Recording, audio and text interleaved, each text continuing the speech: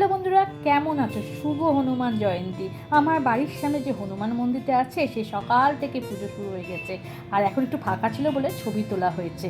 আর সকালবেলা এক দফা পুজো হয়ে গেছে, দেখো কত ফাঁকা এখন। আর তারপরে 12:30 একটা থেকে পুজো শুরু হলো। আর আমার মায়ের পুজোর প্রস্তুতি তুঙ্গে। দেখো সব কিছু সাজানো গুছানো মায়ের হয়ে গেছে। মন্দিরে পূজা 1টা-1:30 থেকে শুরু হয়েছে। মন্দিরটাকে এত সুন্দর করে সাজানো হয়েছে কি বলবো।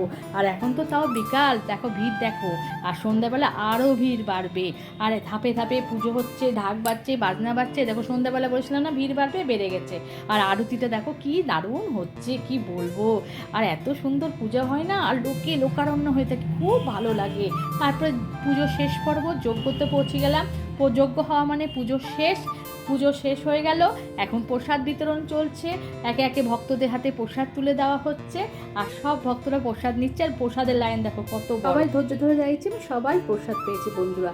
আর এই করতে করতে আমার বাড়িতেও প্রসাদ চলে আসলো, পোলাও আর আলুর দম। তোমাদেরও প্রসাদ দর্শন করালাম বন্ধুরা। আমার পাশে থেকেও ভালোবাসা দিও, লাইক কমেন্ট সাবস্ক্রাইব করে দিও। বাই।